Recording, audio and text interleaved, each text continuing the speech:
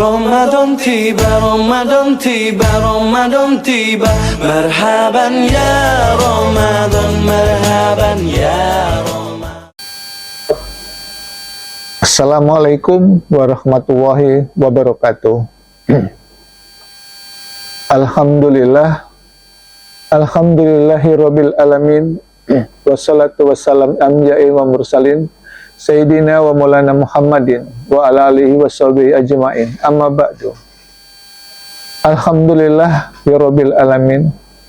Segala puji bagi Allah yang telah memberikan kita nikmat iman, nikmat Islam, dan nikmat kesehatan. Sehingga pada kesempatan hari ini kita bisa bertemu kembali dan bertatap muka kembali di majelis yang mulia ini. Salawat dan salam selalu kita haturkan kepada junjungan kita Nabi besar Muhammad SAW beserta sahabat dan seluruh keluarganya. Mudah-mudahan kita di akhir zaman nanti mendapat syafaat dari beliau. Hadirin yang dirahmati Allah Subhanahu wa Ta'ala, pada kesempatan hari ini kita mencoba untuk berdiskusi mengenai nikmat Allah yang luar biasa yang Allah berikan kepada kita. Seperti kita ketahui, nikmat Allah itu yang diberikan kepada umat manusia, ada yang diberikan di dunia dan ada yang diberikan di akhirat, atau di surga nanti Allah berikan. Allah Subhanahu wa Ta'ala menyiapkan balasan yang sangat luar biasa bagi hambanya, terutama hamba yang beriman dan beramal soleh, yaitu surga dengan segala kenikmatannya. Keindahannya tidak dapat dibayangkan oleh akal manusia.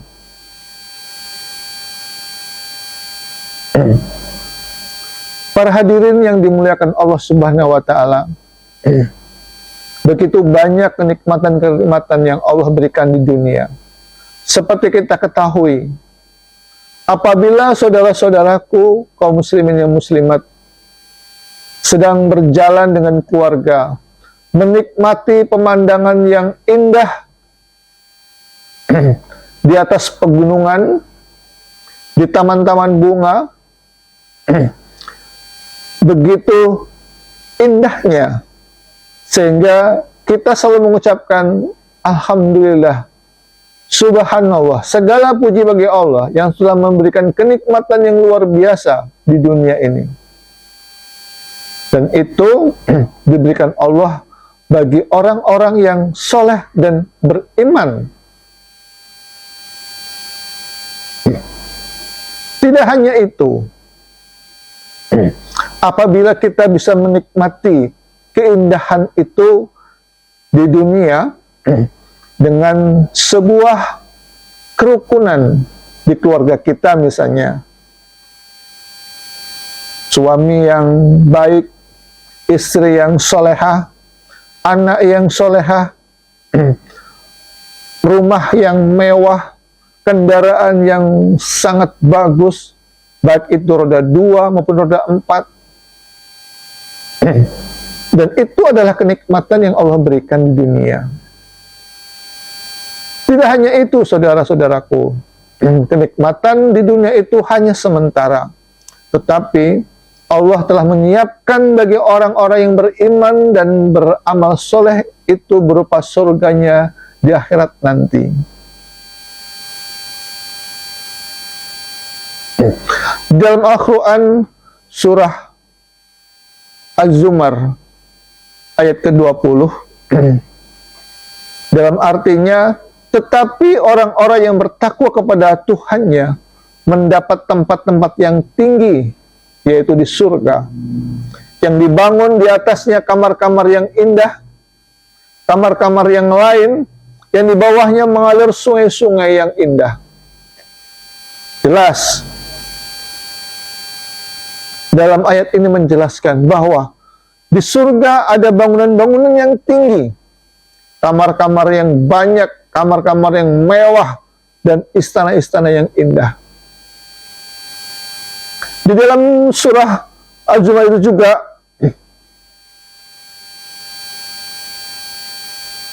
diperuntukkan adalah untuk mendapatkan surga itu kita juga harus berintrospeksi diri. Bagaimana untuk mendapatkan itu? Dengan jalan apa kita akan mendapatkannya? Yang jelas, untuk mendapatkan kenikmatan yang ada di dunia dan akhirat itu harus dilakukan dengan jalan yang luar biasa.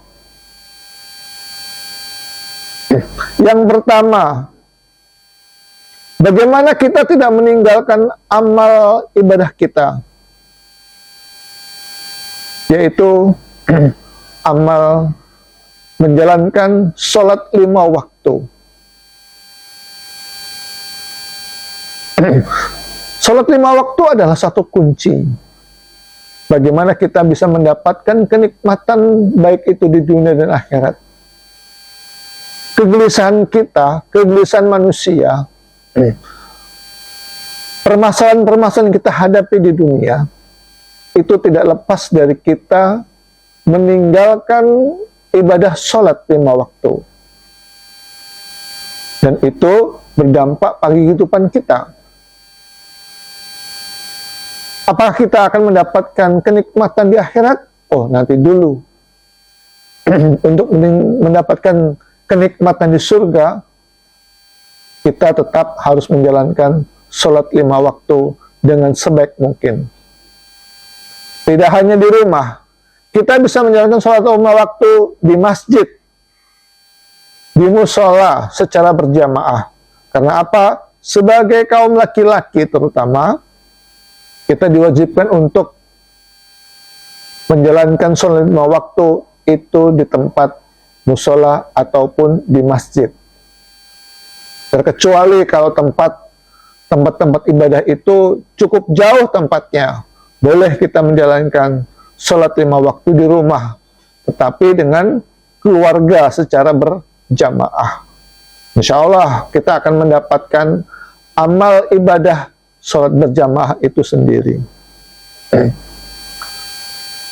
Yang kedua adalah kita bersedekah kepada orang yang membutuhkan. Tidak hanya sholat 5 waktu yang kita butuhkan untuk mendapatkan surganya Allah. Bersedekah adalah hal yang sangat utama dibutuhkan oleh seorang manusia. Ada suatu riwayat, seandainya manusia sudah meninggal itu, ketika ditanya oleh malaikat, apa permintaanmu terakhir?